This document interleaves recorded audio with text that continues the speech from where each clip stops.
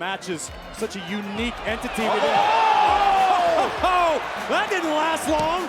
The art of a pro wrestling return delivers a feeling like nothing else. The shock, the joy, the elation, it's everything. WWE in particular prides itself on evoking such reactions, so much so that they become elemental to the Royal Rumble match. Anyone can draw a sizable reaction when the buzzer sounds and their music hits. Even Sarah Logan was met with a somewhat adoring reception when she returned in the 2022 Rumble. But what happens when those shock returns go terribly wrong? Join us now as Wrestlelamia looks at 15 of the most disastrous returns in WWE history. Be sure to subscribe and hit that notification bell for daily wrestling videos. Number 15. The Nasty Boys. A presumed forever shelled upon Jerry Saggs' '97 exit from WCW, the Nasty Boys shot back to relevancy for anyone who was still watching TNA in 2010, even if there wasn't a lot of them, as they joined the congregation of WWE cast-offs hired to appease Hulk Hogan. Hogan was fond of Saggs and Brian Knobbs, though not fond enough to save them from the sack. They were released from their TNA contracts after less than 3 months. But in 2007, 3 years before their embarrassing TNA stint, Knobbs and Saggs had a somehow much more embarrassing run. Returning to WWE, they wrestled Dave Taylor and Drew McIntyre in an untelevised tryout, the match being designed to test the waters for a Ruthless Aggression Nasty Boys reunion. It failed. The Nasties were overly stiff, stagnant, and senseless. The icing on the cake came from when they botched their already illogical double-team finisher. They were let go from WWE the next day as not even Vince McMahon, the same man who thought Bob Backlund was hot property in 2000, wanted anything to do with the Golden Era duo. Number 14. The Headbangers. Splitting up the Tag Team Championships in 2016 to accompany a rehashed brand split concept presented WWE with its most oblivious issue. They had few credible tag teams to actually hold the now 2 sets of double titles. So few in fact that the tournament to crown SmackDown's inaugural tag team champions ran out of established pairings before the first round. They needed backup. They needed an incentive for fans to actually care about the tournament and the new blue straps. They needed the Headbangers. Yeah, the Headbangers. The same guys who spent their 16 years absent from WWE being bashed by the company for not being the New Age Outlaws. Returning for a 3-match spat, but it's probably one of the most least memorable returns of all time. Number 13. D'Lo Brown. D'Lo Brown, a can't-miss wrestler from the Attitude Era whose career peaked when he became a simultaneous Intercontinental and European champion. When he was brought back to WWE in 2008, it wasn't such a great return. The reason for Brown's brief WWE revival was simple. He had worked in Japan. Vince McMahon was obsessed with anyone who dared learn the Japanese style of wrestling upon their exit from WWE. Brown in turn worked stiffer matches. His return versus Santino Marella of all people featured a particularly gnarly sliding shoulder tackle that looked every bit as vicious as a Gunther chop. Unfortunately though, it wasn't to be for D'Lo Brown in WWE's PG era. He was jobbing to Snitsky, Jamie Noble, Manu, Lance Cade and Charlie Haas by the year's end, lasting just 6 months under an official WWE contract. It was a pointless return and, like the Headbangers in 2016, was executed with the sole purpose of eliciting a seismic Attitude Era level reaction. Well, it didn't. Number 12. Emma. Was Paul Triple H Levesque actually a good head of creative for WWE in 2022, or did he just rehire everyone whom Vince McMahon fired to make himself look good? Indeed, everyone returned to WWE between July and December 2022. Karrion Kross, Johnny Gargano, Candice LeRae, Dakota Kai, Hit Row, Bronson Reed, and Emma. You'd be forgiven for not recalling a return from exile. Answering Ronda Rousey's open challenge that October, the Aussie was a pristine example of how to add depth to a roster bloated with megastars. She wasn't exactly must-see, but she nailed the fundamentals and could carry a solid match. But against Ronda, she looked lost and uncomfortable. It wasn't an inspired comeback, nor did it open the door for anything enthralling before Emma was released once again. It's believed that the most notable highlight of her second run was a way in which she announced the departure, quote-tweeting WWE's announcement of the 2024 Elimination Chamber heading to Perth by calling it a dream to make it onto the card. Emma quote-tweeted that to announce her exit. Number 11. Tegan Nox. Now, if you think Emma had a forgettable WWE comeback, then cast your eyes upon Tegan Nox, who had a return so forgettable that many weren't aware that she'd even been released, instead assuming that WWE, as was often the case, had nothing for her. Cut from the company in November 2021 and returning in December 2022, the Welsh woman showed no promise upon returning, despite being thrown a bone in the form of a makeshift alliance with Liv Morgan. That was Tegan's typecast in WWE. Put her in a meaningless tag team, have them do absolutely nothing, break them up, rinse and repeat. It didn't work, and it couldn't work. Re-released in November of 2024, Nixon Newell, as she was again called, returned to the independent circuit without the buzz and appeal that commonly follows WWE mass releases. She worked just 12 matches since, none of which have been for a major promotion, which best summarizes her disaster of a second WWE stint. Number 10. Kevin Nash. Aged July 2002, that is the night Kevin Nash's career died. That is a bold take, obviously, but it rings hollow when assessing Nash's legacy after his match that night. Partnering with Eddie Guerrero, Chris Benoit, X-Pac, and The Big Show to defeat Rob Van Dam, Booker T, Goldust, and Bubba Ray and Spike Dudley made for a strange lineup, but that isn't what fans were discussing. They were talking about the freak injury served to Big Daddy Cool. Big booting Booker T, Nash then went to steamroll T's corner, but instead he tripped on Booker's ankle, colliding awkwardly with Bubba Ray and falling to the floor in a heap. The diagnosis? A torn quadricep. Nash on his Click This podcast described the feeling in his knee as like a shotgun going off. It felt like a shotgun. It felt like somebody, anybody that's ever torn an ACL, like magnify that times, your ACL is, like that. You fucking want, like you can feel it go as you're going down. You can just feel it rip. And then I went down and Bubba was really cool because Bubba like bent over me and he was talking to me and I said, I think it's my fucking knee. And he said, I'm pulling on it right there to see if it's snug. The heartening aspect is that this was Kevin's first match in 4 months after having recovered from a biceps injury suffered in March, itself coming just a month after he and Scott Hall and Hulk Hogan had returned to WWE. Whilst we wouldn't put the injury as hilarious, it was more depressing than anything else, and one which marred Nash's legacy until his 2017 retirement. Number 9. King Kong Bundy and Nikolai Volkov. The King Kong Bundy was semi-retired and Nikolai Volkov was on his way there. Of course, WWE offered them both a gig. They were recklessly thrown into supporting roles within Ted DiBiase's million-dollar corporation stable, Bundy as a right-hand enforcer and Volkov as a surprisingly sympathetic babyface forced to do DiBiase's dirty work following the very real collapse of the Soviet Union.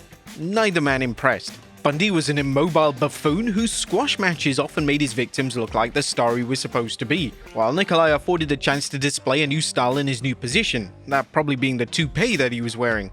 The new generation era exposed both men's weaknesses. They can no longer get by on just effective character work. Audiences definitely expected more, especially for a man the size of King Kong Bundy. The Undertaker and Diesel had proven to be compelling in-ring giants, establishing the new style that had to be adopted for workers of their ilk. Bundy received the memo, but he failed to adapt his wrestling style, leading to an incredibly awful run. This was a man who once main evented WrestleMania with Hulk Hogan. Number 8. The Good Brothers. Vince McMahon didn't particularly like the Good Brothers. He didn't particularly like anyone, but he especially didn't like anyone who carved out their career outside of WWE. Signing them, AJ Styles and Shinsuke Nakamura, away from New Japan Pro Wrestling in 2016, McMahon booked Luke Gallows and Carl Anderson as cannon fodder for John Cena to dismantle, pretend scientists analyzing Big E's testicles, and capped off their wavy WWE debut year with a victory of the Raw Tag Team Championships at the Royal Rumble on the pre-show. It didn't scan as anything of note, and it remained that way until they were released from WWE in April of 2020, approximately a week after they had their careers quite literally buried by The Undertaker at WrestleMania 36. Triple H didn't particularly like the Good Brothers either, bringing them back in October of 2022 because, again, he just brought back everyone who was contractually available. The game did precisely nothing with Gallows and Anderson. They were involved in an on and off again partnership with AJ Styles, were relegated to NXT after that failed, and then they were subtly binned in February 2025, where their post-WWE careers have remained. Number 7. The Ultimate Warrior. Jim Ross, a legendary voice of wrestling and WWE's former executive vice president of talent relations, brilliantly described Vince McMahon's harebrained decision to rehire the Warrior in '96. We had great expectations that magic could be reproduced, reverting back to the old days or the heyday of the Warrior. There could have been things done in the ring, an interview segment, or just admit that he's hurt and that he's can't be cleared, whatever. There's a million ways to get around that. That's a non-issue to me. It's safe to say WWE did not relive the original magic of the Ultimate Warrior. Not even close. The Warrior returned against Hunter Hearst Helmsley at WrestleMania 12. This was not the same Ultimate Warrior that fans have been infatuated with. No, this isn't a reference to the supposed Warrior doppelganger who saved Hulk Hogan 4 years later at WrestleMania 8. This is a reference to the very fact that the Warrior either could not or would not care. He phoned in every performance as if it were a greatest hits package. Shoulder tackle, gorilla press, big splash, done for the evening. Fans needed more in this era, and they weren't going to get it from an aging Warrior, injured or not. During this run, Warrior didn't even appear at some shows that he was even booked to be on. Number 6. Brian Christopher. Now, rather this was one of the most disastrous returns in a sense, it was one of the most saddest returns in WWE history. Brian Grandmaster Sexay received a muted reception from an audience who had viewed him as a rock star just 10 years earlier. Indeed, Christopher, the legitimate son of Jerry the King Lawler, was rolled out by WWE during Jerry's horrific feud with Michael Cole, siding with Cole while he was branded as a bigger screw-up than Charlie Sheen by his supposedly babyface father. It was eerily silent when he emerged, each beat of the iconic Too Cool music being heard as Christopher performed his and Scotty 2 Hotty's full dance routine. Doing so without the backing track of 14,000 screaming fans made the entrance one of WWE's most awkward, painful, and joyless moments. The former tag team champion was brought back twice in 2014 alongside Scotty and Rikishi for various Too Cool reunions, and just as well he was there. On this occasion, he was received as the superstar he had portrayed throughout the Attitude Era. Still, this 2011 comeback lives on in infamy. Number 5. Eva Marie. Now if you want the short version, Eva Marie was horrific. If you want the long version, Eva Marie was signed to WWE by chance, failed to develop even an ounce of wrestling ability despite having full access to a world-class training facility and coaches. She left the company, resurfaced after 4 years having still failed to develop her skills as a pro wrestler. She did literally nothing other than get demolished by Piper Niven and Shayna Baszler and was cut from the company again in November 2021. It isn't hyperbole to brandish Marie as one of the worst wrestlers in WWE history. She really was that bad. While Vince McMahon chose her of all people to re-sign while embarking on a slew of regular roster cullings is a theory that will forever remain without an explanation. Number 4. The British Bulldog. To many, the British Bulldog was a hero. He did the unthinkable at SummerSlam 92 when he ripped the Intercontinental Championship away from Bret Hart in the main event at Wembley Stadium, the first time a British performer had achieved such a feat. His matches were regularly good, not great, and he didn't have the drawing power that someone like Bret Hart did, but it didn't matter. Bulldog represented at the time an unrepresented nation who were going back to him no matter the situation. But his 1999 return literally ruined everything. Admittedly, this was the Englishman working at a reduced ability. A spinal infection that was a result of landing awkwardly on the mat in WCW left him without the same spark that he once had. He appeared only to be in the game for a quick payday while he could get one. While also evidently abusing steroids, he was always a hulking individual. By 99, he was nearing Hulk Hogan levels of mass. This run lasted just a few months before he departed again in May 2000. Number 3. Bret Hart. Bret Hart revolutionized the style of pro wrestling you see today. He understood the psychology of the medium, he knew the best manner into which to execute spots, and crucially, he knew how to combine the two. Returning to WWE in January of 2010 to draw a truce with Shawn Michaels, the Hitman was soon scheduled for a return to the ring. He was to face Vince McMahon in an no-holds-barred match, but despite the obviously heated aura of the storyline, you may recall that Hart did nothing from bell to bell. He beat the chairman about with a tire iron and ended the match angle with a sharpshooter, leading the extended Hart family to disfigure McMahon. Now there was one problem with Bret's wrestling return. His insurance policy with Lloyd's of London forbade him from doing anything in the ring. They had caught on to other wrestlers claiming insurance for career-ending injuries before eventually resuming in-ring activities and were hesitant to allow the match between Bret and Vince to go ahead before giving in, though with his insurance company closely monitoring the situation. Compare this pay-per-view showdown with a Bret match from his live event loop, and it's day and night in terms of how he wrestled, given the lack of attention to the latter. Number 2. Shawn Michaels. Shawn Michaels should have remained forever retired after WrestleMania 26. It was a perfect wrestling retirement and allowed Michaels to spend more time with his family, specifically his then 9-year-old son Cameron. But the itch to wrestle again was too much, as well as a Saudi Arabian payday as something he just couldn't pass up. Reuniting D-Generation X with Triple H versus the Brothers of Destruction of Kane and The Undertaker, the match was one of the worst of all time. Everything went wrong. Kane's mask fell off, Triple H tore his pectoral muscle minutes into the match, The Undertaker was going through the motions, and Shawn was well past it. He struggled. He wrestled as if he hadn't trained since retiring, which may have been true. He certainly hadn't reminded himself of how to safely moonsault to the floor. Making this worse is the knowledge that Michaels could have returned earlier than 2018 in situations where his opponents could have dragged at least a 3-star match out of him. Dream matches opposite AJ Styles and Daniel Bryan, the latter which had been teased as relatively possible in late 2013, would have been good, maybe even great, but instead, we got this, whatever this was supposed to be. And number 1, Ronda Rousey.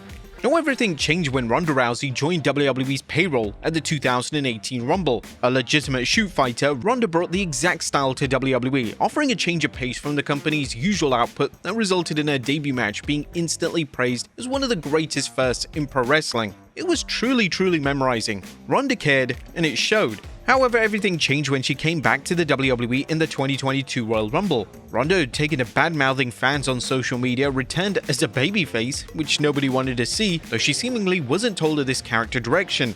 Ronda sported a major frown as she entered for the Rumble match, a trait that would become common for her. It was as if she hadn't been clued in on pro wrestling being a work, not a shoot, and that she should expect to be jeered at any opportunity. What resulted was one of the worst booked babyface runs in modern WWE history. A subsequent heel turn couldn't salvage the wreckage, nor could a long-awaited showdown versus Shayna Baszler, another of the 4 horsewomen contingent that Ronda was at the epicenter of. It was just a disaster from start to finish. But there you have it, folks, 15 of the most disastrous WWE returns. Be sure to leave your comments down below, and I'll see you next time with some more wrestling content.